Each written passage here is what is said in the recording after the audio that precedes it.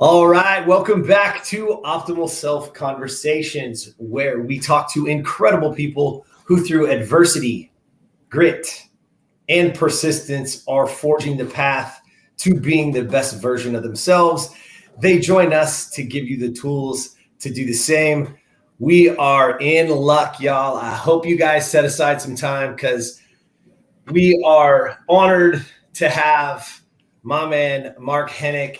If you guys know him, if you guys are TED Talk fans, he has the TED Talk about the stranger who saved his life. It has been viewed millions and millions of times and it is watched, one of the most watched TED Talks ever. Mark owns his own boutique mental health media consulting firm. He is in high demand, and y'all get him today as an international keynote speaker. And guess what? My man has his first book out, So-Called Normal, a Memoir of Family, Depression, and Resilience. Mark, thanks for joining us, buddy. How are you, man? Thank you. I'm very well. Thanks for having me on. So let's get to it, man. We talked a little bit in the pre-show. You know, our audience is so full of actionable items, man. You know, I know that you deal with this too, and everything that you're doing. There's nothing greater in the world for us as, you know, podcasters and people who are out trying to help others, especially through our own stories, that we, you know, when we hit somebody and they strike a chord and they actually do it, right? Where I'm not going to necessarily say save a life, but I'm sure, you know, I know that we've had that, but you have truly had that happen. A stranger to save your life. So go as far back as you want, but let's introduce the audience to where you are and how you got there. Yeah. So for me, I mean, my story that I tell now, my life that I lead now, really began when I thought it was going to end, when I thought it needed to end. I was 15 years old on the edge of a bridge in my hometown in Sydney, Nova Scotia, on the east coast of Canada. And I had been struggling with mental illness by that point for several years. I think, you know, I had my first suicide attempt, or people first found out that I was suicidal when I was only 12 years old. But I think it was even struggling for years before that. You know, I grew up in a broken home with after my father left, and we moved into an emotionally abusive and traumatic situation when my mother and I were coming and going all the time. So I felt like I never really had this secure base, this predictability in my life that kids, especially teenagers or becoming teenagers, really need so much. So my mental health had started to decline. I started to contemplate and then attempt suicide, and not getting the help that I needed, bouncing around in a mental health care system, in a healthcare system that wasn't designed to help kids with complex needs like me. I felt by the end completely hopeless and helpless, like nothing would ever change. So after what I have now come to think of as yet another trivial trigger, because when you have that much inside you, when you're carrying that much, sometimes it doesn't take very much to tip you over the edge. So after another one of those triggers, I enacted a plan to go to this bridge where it stretched over an old steel plant in my hometown. And I went to that place because this steel manufacturing site used to be the lifeblood of my hometown. You know, my big Irish Catholic family came to the island for that. My extended family, everybody that I knew had some connection to the plant. But by the time I was growing up, it was just about to close. It was still open. Most of the buildings were falling down and abandoned. It's one of the worst toxic waste sites in North America. And I felt like no one person understood that is exactly how I felt inside. So I connected with that space, with that place so much. And I think that's why I went there. And I climbed up over the railing late at night on a Sunday night, almost midnight. And I was fully prepared to die. And what initially kept me there was this sense of finally having some say over my life, having some agency, some sense of control. You know, what I had control over was whether or not I was alive or dead. But I felt like I had no control over anything else in my life. So at least I would double down on this. And then I was interrupted by a stranger's voice over my shoulder, who came up behind me and in a very non-threatening way. He didn't suddenly rush up or anything, of course. He approached the railing from a good distance away and he just talked to me. he introduced himself, and I was hardly hearing anything. And one of the most enduring concepts from my TED talk, I find, is this idea of the perceptual collapse that people experience when they're suicidal at the extreme, but I think it happens to lesser degrees all along the trajectory there, where it's this idea that these blinders come on you and you just shrink in to this tight, dark, suffocating place where you can't see anything outside of just that moment. And I think that's very evolutionarily adaptive, right? You're focusing in on what you have to do. You're self-preserving. But unfortunately, it blocks a lot of stuff out. So I actually didn't really hear a lot of what this stranger said to me. The only thing that I could see over my shoulder was that he was wearing a light brown jacket. And as we began to speak, though, I could tell that he wasn't a professional. He wasn't a mental health professional. He wasn't asking me about my diagnosis or my medications or my therapies or any of that stuff. He was just asking me about my life. And I remember feeling that made such a difference for me, to feel like somebody actually cared about my story. Now, this was juxtaposed by the fact that the cops had arrived and crowds had gathered to watch me on the edge of a bridge. And some guy shouted out for me to jump and called me a coward. And that's when I did let go of the railing. And, thank God I had this stranger in the light brown jacket behind me the whole time, because he grabbed me. He saved my life. And in fact, he gave me my whole life ever since. Oh my goodness. Okay. Like, first of all, I measure so much of my life. Like, I love to get the chills, like, when your hair stands up. And two separate moments while you were talking, literally my hair stood up, because there's so much that I believe the audience, myself, can gather and learn. And your ability today to discuss it is really, really, it's very deep and it's very visual, meaning you described this plant as this toxic place, as this, right? And it's all beat down and worn down. And here is this 15-year-old boy that is also in this toxic place that is beat down and worn down. And those two things, and that's where you end up. And being able to, I just think of the people listening right now is like, wow, how many times do we do that, right? How many times are what we feel or what we're telling ourselves, right? This internal narrative that comes upon us, the words that we use with ourselves, and yet we then latch onto, or we find those either that type of place or those type of people, because now there's somebody like me, or in this place it was an actual place, right? Wow. Again, thank you for sharing that. It's amazing. So what did you gather? Here's this guy that doesn't know you. And I thought this was another really important part that you made, Mark, is that in that moment, you had already been through mental health, to therapies and talking to people who were supposed to be able to help you through it. And yet maybe the person that did was not the trained professional. It was somebody who just simply cared. Yeah. Without reason.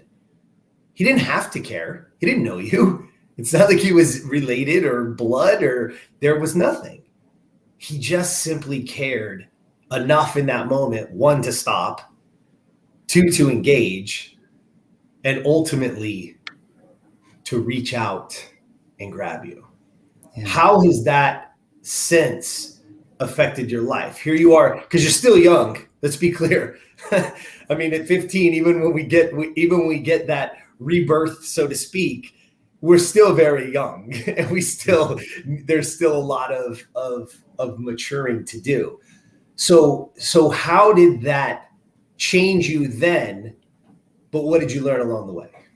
Yeah, when that stranger reached out and grabbed me, and look, it wasn't even just that he was a kind person, he was also an incredibly brave person, because he didn't know what he was doing. He was just some guy. He wasn't a paramedic or a cop or anything like that who stopped and was trained to deal with this kind of thing. So he was probably terrified, just as scared as I probably was. But he did it anyway. And I think that was one of the first lessons that I took from that, was to do things scared, that's okay. And when he reached out and saved my life, I don't want to be Pollyannish about this. It's not like it was hallelujah, everything suddenly changed and I recovered and I didn't have depression anymore. But it was the last time I ever tried to kill myself. And for years, for more than a decade, actually, after that moment, I didn't even think about that. I didn't even realize that I don't want to kill myself anymore. And B, I didn't entirely realize what he had done for me. But when I left the hospital after, what ended up being more than a half a dozen hospitalizations for psychiatric care, when I left the hospital that time, it was the first day of spring. And I left with a sense, just a seed, that I could have more choice in my life than I thought that I had. Because I couldn't help but reflect, or I should say ruminate, because my thinking patterns were still very depressed and anxious at that point. So rumination, or overthinking things, was what I did. It's all I knew how to do. But for whatever reason, the target of that rumination rested on the image of these two men who were over my shoulder that night when I was on the edge of this bridge. There was the guy in the light brown jacket, sure, who was talking to me, connecting with me, getting to know me, eventually reached out and saved my life. But there was also that other guy on the sidelines. The police had set up barricades. There were police cars all around, and these crowds had gathered. And there was that guy on the sidelines who shouted out for me to jump. And he actually called me a coward. And it was that guy on the sidelines who in some ways motivated me as much as the stranger in the light brown jacket, because I decided when I left the hospital in some small way that I didn't want to be like that guy anymore. I didn't want to stand on the sidelines of my own life. I didn't want to have my circumstances dictate everything about me. Instead, I could be more like that guy in the light brown jacket, that stranger who took the time to do things scared and to reach out. And when I traced it back, I think that was the moment for me that I realized I got to choose who I wanted to be, which of those two strangers I could be. So over the next dozen years of my life, I used my story, telling my story, to not just find my purpose. I don't think you find your purpose like it was discarded on the side of the road, but to build my purpose, to create a purpose for myself. And I used my struggle to do that. It wasn't a liability anymore. It was my resource that I could use this thing. So I started writing for newspapers and doing television and pursuing my academic dreams and studying more about this stuff. So that way I could someday give back to the world everything that stranger gave to me. Well said. Well said. I talk about this all of the time in regards, because I think it's such a misconception that goes around the world today, and especially as vast as social media is that, somehow, some way we're going to find ourselves. And it literally, I'm just going to be frank, it pisses me off. I'm like, stop saying that. It's not about finding yourself. It's about creating. It's about building. And it's not about you being anyone different. It's about the truth. We talk about this all the time on Optimal Self, because it's truly just about it's literally becoming the best version of you. That's it. Not your mom's version, not your dad's version, not your third grade teacher's version, not your best friend's version. None of that. Is it we've got to take back our control, right? And you saying, oh my gosh, in that moment, you said two things. One, do things scared. Because guess what? No matter what, we're all going to be frightened. Why? Because we don't know the outcome. And don't sit on the sidelines of your life thinking you should know the outcome before you actually take a step. Nope, take the step, go, be scared. It's okay. I'm scared, right? Like I do these, and no matter what, the moment I don't get butterflies and excited to have this conversation with somebody is the day I stop doing it. Do I get nervous? Yeah. Why? Because I want it to be great. I want to offer. I want to give you a platform. I want your story to be heard. I want people to win from it. I want people to learn so that they can take it and adapt and overcome and evolve, right, in their own lives. And so that's where we're at, right? And here you said, do things scared, and I get to choose who I want to be. I'm not going to find myself. I'm going to create myself. Or you use the word build. I'm going to build myself. So how did you start building yourself? What are the things that you did then? Because as a young man and as, growing into, your early 20s and then going on, like, where did you start? And then what things have stayed with you even today? My mother used to tell me whenever I lost something, and it was the most unhelpful advice I thought at the time, if I lost something, she'd tell me to look in the last place that I left it. Well, if I knew where that was, then I wouldn't have lost it. But that advice has stayed with me over the years, because when I used to think that I was lost, that I myself was lost, I eventually came to the realization, well, why don't I just look in the last place I left myself? And that's when I really went back to my roots. That was part of what inspired writing the book, was to go back and actually deal with my story, to deal with my stuff, and stop running from it, to stop chasing some purpose or some meaning. Instead, go back and meet myself where I am, where I still am emotionally and psychologically, and then work up from there. And I think that's been one of my guiding principles throughout my life, is to meet myself where I am currently and to lean forward into where I want to be, not to run so far ahead that I lose myself again. So I think we need to be gentle with ourselves and to recognize where we are right now. Maybe we can't do today what we did yesterday. That's okay. Maybe we can do it again tomorrow. We can get back there again. So I think recognizing your process and taking those steps, that's something that writing the book taught me. Yeah, that's so well said. I hope listeners, I want you guys to hear what he just said. Where did you leave yourself? And sometimes it's very difficult, right? Because we have to go way back at times. And sometimes we don't want to. Sometimes going back to that place is hard. It was for me, but it's called doing the work. You have to do the work, and that's hard, but that's okay. Go back, and then you build from there. That's the beautiful thing, because I'll share this with you, because it's their path. My father was an alcoholic, drug addict, very abusive, not around much, if at all, once my mom finally left. And not until my 40s, I believe, I was 41 years old, and I went on a retreat by myself. Didn't even tell anybody I was going. Sedona, Arizona. And I'll condense it to this. Post-retreat, sitting in my hotel room waiting for my airplane the following day. So I had a night again by myself. And in that room, it dawned on me. I started having this really emotional connection, like sobbing, right? I felt it come up my spine, like almost like an anxiety attack. Like I felt like I was losing control. And at the same time, I was trying to breathe and journal and write like what I was feeling. And one of the people another gentleman that was there that we connected with and was kind of like my accountability partner that we could share with. And that was a safe place, so to speak, right? It was all safe there, but post leaving there, having somebody to, when these things happen, and here I am hours away from leaving there and everybody having a great time, and we connected, and, a lot of emotion and all these things. And I was having this attack, and I called him and I said, "Hey, something's happening, man. I can't stop." Right. I'm having that moment. And he said, he said, what are you feeling? What is it? And I said, "It's my dad."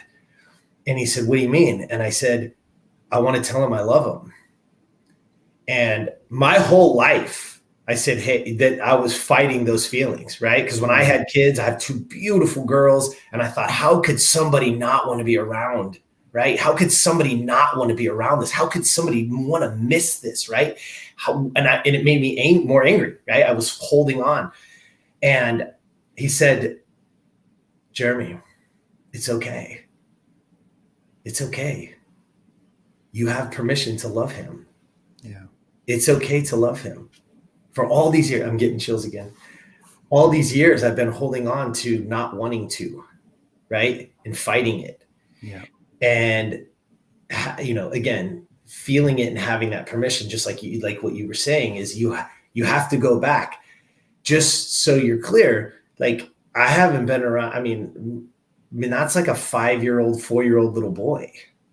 Here I was 41 with multi-million-dollar businesses and running, you know what I mean? Like all kinds of success, professional athlete. And, I just came off a win at the CrossFit games in my age of it, like all kinds of cool shit happening. And yet here's this little boy that needed to just say, I just needed to tell him I love him and it's okay. And know that it was okay to love him, right? Because I was fighting that feeling. So I love the way that you've explained, right? Where did you leave yourself? Go back and then build from there. Because now I can build that little dude up because he's still in there, right? That 12-year-old Mark is still in there. That 15-year-old Mark is still in there. But how we build from there and where we get to is our truth. Yeah. Right. Yeah, I like how too you're really drawing attention to the complexities and overlapping nature of our emotions. I think we're so conditioned by Hollywood or social media or whatever to think that emotions are black and white. Of course, that's actually a key sign that there might be something wrong if you're thinking in black and white and feeling in black and white all the time. Emotions have layers and complexity, and sometimes we can't help who we love. And, you can love and hate somebody at the same time. There's all this mess in there. And I think that's why too many people, just say, I'm not going to do that. That's too scary. It's too hard. I'm gonna work myself to death instead. I'm gonna drink myself to death. I'm gonna do all these other things that distract me from what I'm feeling inside. And I think if more people got in touch with that truth, with that reality that we're all running from something, then they would build some more empathy for people who feel like they can't get out of that place, who feel like they're stuck and trapped in that cave and they don't want to be there anymore. I think that's what helps us to understand what that experience might be like. Yeah, it's so true. And I don't even remember who said it. So if you do, put it in the chat or in the comments. But it's basically the worst prison you could be in is the one you don't know you're in. Yes. And we're building that prison ourselves by a lot of our internal narrative that we're not sharing, that we're afraid to deal with, that we just keep planning another bar and another bar and another bar. And over the years, we've now created this prison that we're stuck in, and we don't even know that we're there. Yeah. But what I like about this too, though, I've found this exciting, I think really from that last hospitalization when I left the hospital after that bridge attempt, was that I almost became, it became like a mission or a project for me to work on myself. And I was always looking for the ways in which I could say, oh, gee, I could have done that better. I started to develop this growth mindset wherein my recovery became like a challenge that I had to do and to overcome. And I tried everything. It motivated me to try things that I otherwise would never have tried. So that's where I think we also need to take a look at the way we're currently doing things and challenge ourselves, interrogate yourself, ask yourself questions. Is this the best way I could have responded? Is this thing that I'm doing actually making me happy, or am I doing it to run from something else? I think we need to interrogate ourselves a little bit and not be afraid to step outside of our usual ruts that we carve for ourselves. Wow. Yeah, for sure. For sure. So part of our lives, right, are the relationships that we build. We've talked a lot, already about the relationship we build with ourselves and being able to go back to where we left ourselves, which could be a long time ago for guys like me, right? 5 years old, and here I am 50, right? So, that could be scary. But what about the people around you, right? So, and I want to go specifically to, because we've only referenced him as the guy in the brown jacket, right? The guy who engaged you, the guy who asked questions and ultimately reaches out. So how has he played, or let me ask it this way, has he played a part in your growth and future, or was this a one-time deal? Yeah. You know, I had for years credited that stranger unconsciously with motivating me, or I think he was just always in the background of my story. And then it was, you know, quite a few years later, a dozen years later, that I had achieved some relative success. I had done the TED Talk in which I talked about this stranger who saved my life. I was working as a mental health clinician at the time. I was working with 16 to 24-year-old kids who were dealing with mental illnesses, trying to help them navigate the system because, again, this is what I needed. So I wanted to be the person that I needed. And then I started to have this feeling bubble up in me, I think, for several years, really. But after the TED Talk, where I started getting flooded with messages from people all over the world, especially young people, because this talk went viral like right away, pretty much. And people started telling me that I was their stranger in the light brown jacket, that they had gone on to Google to try to Google ways to kill themselves. I heard this at least a dozen times. They were Googling ways to kill themselves and they came across my TED Talk and it helped them and they stopped. And rather than feel the gratitude that I feel now for being part of people's story in that way, I felt this overwhelming imposter syndrome because I didn't even know if my story was true. I didn't know if it was real. I didn't know who this guy was. I didn't even know if I just made him up in my mind as kind of a self-protective way to make my story make sense. So that's when I got this urge, I guess. That's the best way I can describe most of the big things I've done in my life. I just get a motivation. I don't know where it comes from sometimes, and I just follow it. I think it's an impulse control issue, maybe. I don't know. But so I go off on this mission. I realize I need to find this stranger who saved my life because he didn't just give me my life in that moment. He gave me my life ever since. And so I tried to go the traditional route. I talked to some journalists. I talked to the police at the time. I asked for my records. I pulled all my medical records and I couldn't find any record of him. But by this point, I'd written for newspapers all across North America. I'd been doing more and more television. I realized I already have been living my life publicly, and this is a skill that I've been developing for years. Why don't I use this skill to try to complete this part of my story? So I asked a producer I live in Canada, so Canada AM was the kind of the equivalent of our Today Show at the time. It was Canada's most watched morning news program. I emailed a producer that I knew there, had already been on the show a number of times, and I asked if I could come on the show and ask for the public's help in finding this stranger who saved my life. So they said, cool. They invited me on. I came on the next day at like 5 o'clock in the morning or something like that. I told this story. They showed some clips of the TED Talk. I went on my social media pages on Twitter and Facebook at the time, and I asked for everybody's help in finding this guy who saved me. And sure enough, it didn't take very long because within an hour or two, I think, I started get flooded with messages anyway. The story goes viral all around the world too. And then I get a couple of messages from somebody who says he knows who I'm talking about. And actually, he was his roommate at the time. The stranger came home, told him all about what had happened. And then I get another message from somebody who said he was his brother-in-law, that the story's been around the family for years, right? I grew up in a small town. Everybody knew each other, even though we didn't talk about these kinds of difficult issues. Everybody knew what had happened. And then it turns out that a week before I went on national television to look for him, the stranger had actually seen my TED Talk for the first time, in which I talk about him. And a week before I started to look for him and ask for the public's help to find him, the stranger had already written me a letter in case someday he ever found me. So they asked if they could send me the letter. I agreed. They emailed it to me, and I saw it come in my inbox, and all of a sudden I'm terrified now because I don't know, this changes everything. But eventually I flick on the camera on my iPad because this is what normal people do, or so-called normal people do, right? They record themselves at the most vulnerable times of their life. I flick on the camera on my iPad and I read this email of the letter that the stranger in the light brown jacket had written me. And his very first words to me were, "Hi, Mark, my name is Mike."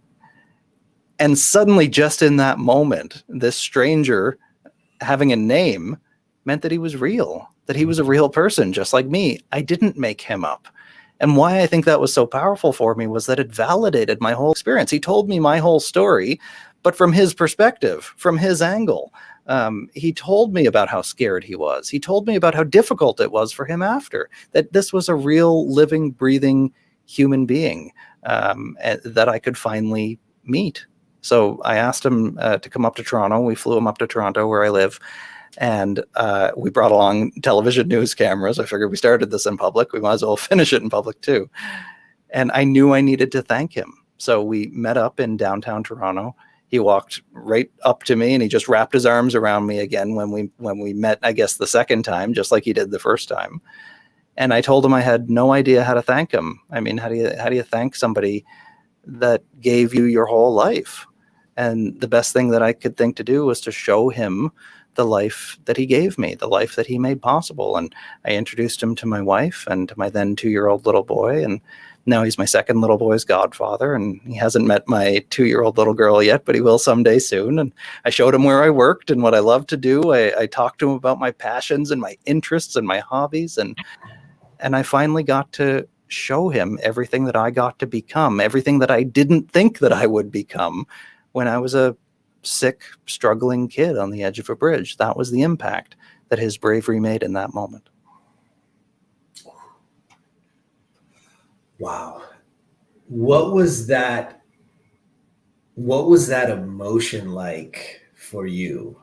Where did you feel that? Like, cause I'm getting it like my heart, like, to be honest, my chest is really heavy when you were speaking of it. And then it kind of radiated out through my body as I'm hearing this. Cause again, hearing your story, I'm also envisioning parts of my life and story, right? I think that's what we do, right? We learn in pictures. That's why they tell you, vision boards and looking at things like that's how so as you're saying that, and I don't know if anybody listening is having the same, feeling, but where does that, when you talk about that story now, where do you feel it? Now I feel it deep in my heart, this emotional center, this completeness that I feel, this gratitude that I feel. At the time, I felt this tightness, this anxiety in my throat and in my gut for sure. But then when I finally actually met him and got to see that he's the same person he was then, actually, just a really nice guy who wanted to help and get to know me. And, he wasn't a doctor. He wasn't condescending to me. He didn't want to solve all my problems. He's just a guy. He was the most normal guy you'd ever meet. And that just made me feel so comfortable and complete that it didn't take a savior to save me.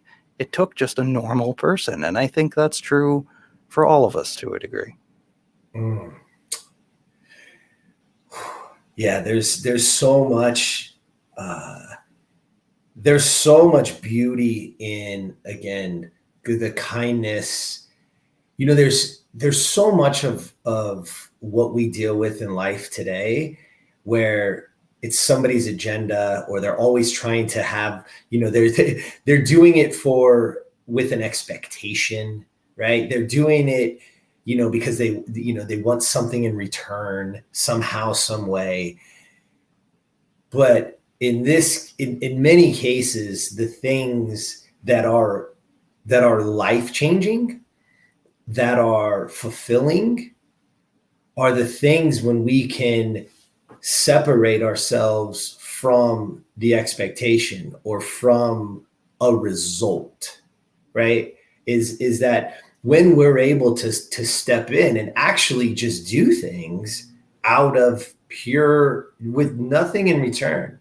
And I would urge a listener, in things in your life today, right? When you're giving, when you're doing, ask yourself that question. Are you doing it with something in return? Are you doing, because a lot of times when we have those moments of when we're disappointed, a lot of times it's because we had an expectation. And sometimes, and again, in a human environment, right, in a friendship or in a relationship, sometimes that person doesn't even know what that expectation is. And so it's impossible for them to fulfill it. Mm-hmm. So the only place this can possibly be is on the downside, right? Is because I'm going to be disappointed in some way. And so here this act is by this stranger in your world. And it was truly, I mean, again, nothing out of anything other than this is the right thing to do with no expectation. And imagine, gosh, the story's so beautiful. I so wish he was like going to join us right now, because I want to ask him the same question of what was your emotion like, seeing Mark and for the first time. And so when you read his version, how did that sit with you? How did you see it? Like what were those emotions like when you got to see his version of that exact same moment in time? Yeah, I mean, having bounced around my own story inside my head for so many years by that point, I realized I hadn't even really been thinking about it from his perspective. I mean, I was so locked into myself and into my own view of the world, but really he said in his letter that when he approached the railing next to me and he looked over, it made him sick to see the world from my perspective.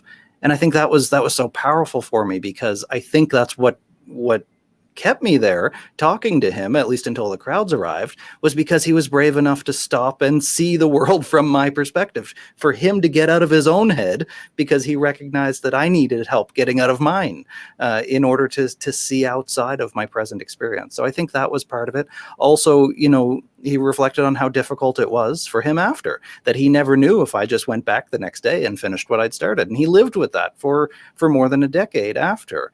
But then he also said that when he finally saw my TED Talk, that was the first time that he found out that I was still alive. He said he never knew that you could feel so proud of somebody that you spent so little time with. We were only together for a few minutes, and we impacted each other's lives in such a powerful way. I'd been working in mental health ever since. This became my identity. This is all I do. I have no other transferable skills. I do mental health for my whole life, and I love it. I love every part of it. And he's been working in mental health ever since too. He's been working at a crisis center, helping young boys primarily through the same kinds of crises that he helped me with. He's heroes don't know they're heroes. They don't talk about how much they're heroes. They just are. They just move through life, move through the world, saving people's lives. And I have no doubt that Mike has saved far more people than just me. So I think that this is the way. He's still the model for how I want to be, just to move through the world presently, to hear people, to be with people, and indeed to care for people. Yeah, man, I couldn't agree more. I love that. I love every ounce of that, because so much of us is so caught up in our own head and in our own world, and we miss so much. Awareness and presence is so important. When you were saying that about look, this was such a small moment in time, right? And then your lives go separate directions, and I don't know what happened. But I want to urge everyone who's listening to think, what are those little moments in your life that we're missing because we're not present? Yeah, this was an extreme, right? A young boy willing to take his life, and somebody stepping up to not, I mean, I don't even want to say stop it, because that's not even the right, and it's not the right word. It's literally just somebody open enough to have a conversation and to say, hey, look, and you said it very well, Mark, is he was seeing the world through your lens for a moment, and he was like, wow, this is difficult. Let me stick around here a little bit, because this is tough. So it reminds me of, we were on a coaching call with some optimal selfers, and we talk a lot about intention, right? A lot about being intentional in our world and in our lives, intentional with our words, knowing that the words that we say out loud matter because they're the ones that end up being back in our head, and sometimes those are even worse, right? You're very aware, because we take our road down. And we had a lady on there, and it was an accountability call. And so we were saying, okay, what is your intention, right? And, we all want to have great intentions, like, oh, I own a business, so I'm going to have 20 sales calls today, or I'm going to, this. And you go down this line of it. And we got to her, and she said, I'm going to make one person smile today. And I was like, again, I got the chills again. Something so simple, but what do I have to do to walk down the street, to walk into a grocery store, to go into my office, whatever that thing is? And if my sole intention of the day is like, man, I'm going to get one person to smile. And just what you were saying, and you were explaining, these different perceptions and what we do. And here you are today working in the field that ultimately, because it's like, my life got saved somehow, I must give back, right? And not all of us have that moment yet. I think we all can if we're aware and we look and we build it and we create it. I think we all have that ability. But why don't we just start simple? Say, man, first I'm going to start with, I'm going to smile today. Nothing's going to take that smile off of my face. But in return, I'm going to find somebody that I can make smile. Yeah. And how powerful that can be. And here you are explaining, and what'd you say, 12 years later it was that you finally got to meet this man? Or was that what At it that was? time, yeah. Yeah, so 12 years later, so 12 years go by of this, and he's feeling the same thing. Did he make it? What happened? All these things. And here you are, but yet in this moment in time, it changed the trajectory of both of your lives. I believe that if we can create that type of awareness daily now, that we can have those moments with other people as well. And it only has to be a moment in time. That's it. That something that we do, something that we say, a smile on our face, right? A door that we open, helping somebody with their groceries, like little tiny things that we so take for granted, that we could literally change the trajectory of somebody else's life. Well, and not only does it start with small things, I think it ends with small things. There are only small things. And, I've been around this space long enough now that you see in among public speakers, in coaching, I imagine your realm as well, certainly in business and among entrepreneurs, you see all these people with great big ideas about being rich and famous and, being an influencer and all this big stuff. And then there's not much else below that. And there's kind of like the big idea, and then there's the person, but there's nothing in between, right? And I think what's lacking there is that person who feels vulnerable, who feels that they want all these big things, they're not filling in the blank of what's actually missing. Where do they get the most value for themselves? What fulfills them? If you were to focus in on one simple thing, anything, you can learn this through mindfulness exercises as well. Focus in on one simple sensation, then intensify it, focus on it, intensify it, and then absorb it. This is what we do with simple gratitude practices all the time. That small, simple act can change your life because you realize then that what you value isn't some external thing way out there or some mountain peak. You get to the mountain peak, sure, you're just looking for the next highest mountain. It's always over the cognitive horizon, the next big thing that'll make you happy. Happiness is right now. What if you look at your life and you challenge yourself to say, I'm okay? What would that be like? What if I don't need to go anywhere? What if I don't need to strive for anything? All that stuff is fun. Don't get me wrong. I'm ambitious too. I have goals. I want to do things. But what if I'm good? That's terrifying for some people because they don't want to rest in that core knowledge that they are okay just as they are. But I think unless we have that, you'll never find happiness. You can get to the mountaintop, but if you haven't built that firm foundation within yourself, that core true self, then you'll never be happy. Yeah, I find that as well. I mean, because I'm a driver and I enjoy starting new businesses. I enjoy building them up. You know what I mean? Like there's all those things. But I think there is some truth to those are all well and good. But at the end of the day, you've got to be able to say, yeah, I'm okay. And I feel that too. So I love that you said that. And that's a great reminder, not just to them, but to me, is to make sure that even though I want to build more, I want to have a bigger impact, I want to leave more, I want to help more people, right?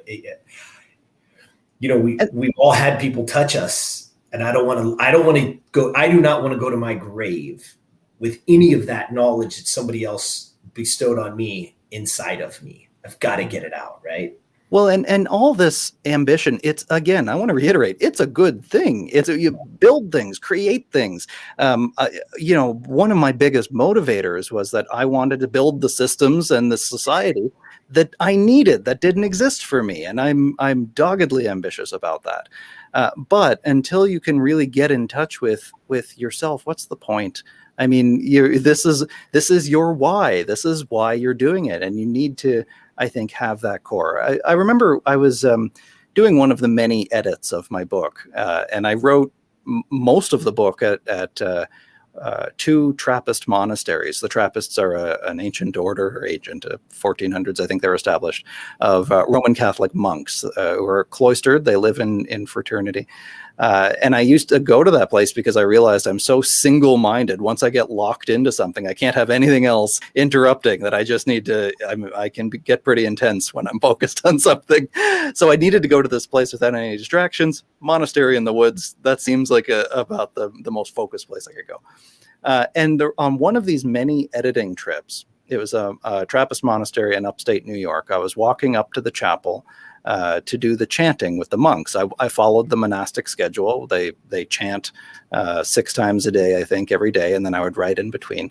And so it was 3:30 in the morning when we woke up. I was walking up to chant with the monks, and I saw a meteor, a shooting star, streak across the sky. And I stopped on the edge of this highway in the middle of the night, basically, pitch black, no street lights because we're in the middle of the woods. And I had this instinctive reaction. I should make a wish. It was almost like this childlike just instinct, this trigger. I saw a shooting star. I should make a wish. And then I paused for a minute and I realized I couldn't think of anything because I'm good. I don't need anything. And that was a moment for me that I realized that this book is great. It's a good project. I need to do it. But at the end of the day, I'm good with who I am right now. And I'd never had that before. So I think that until you reach that point, it's hard to describe the coherence that comes with being good with yourself. That's, something all of us continue to strive for and continue to work towards, right? Because we can be fooled along the way. There's so much out there that's trying to tell you need the Lamborghini and the 1 million followers and blah, blah, blah, blah, blah, right? So, no, I love it. I love it. So speaking of the book, so here we are, right? So the book came out in 2021, correct? Yep, just earlier this year, yep. Earlier this year. So I go back, I take us back to the start of this conversation, this 15-year-old boy and everything that's happened and all the things that transpired, and now building, something that wasn't there for you so that people have that. How do you come to now, all right, let's sit down? Because if anybody's ever tried to write a book, oh my goodness, it is an undertaking of massive proportions. So what led you there? How did you get there, and what can our audience expect to get out of it? Because each and every one of them should go get it. Well, thank you for that, first of all. And you're right. It's a project that I think I needed to do this for me. And I think that's where it has to start. Why are you why are you doing anything, whether it's writing a book or doing anything else? So I needed to write this for me because I felt like so many other people had told my story for me, right? And much of my journey has been about trying to tell my own story for others, sure, but also so I could understand it, so I could process it.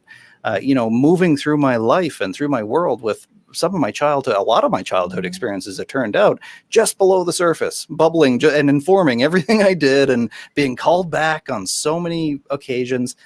So I knew I needed to go back and write the book in order to walk through that journey and process it myself in a way that takes the reader along with me.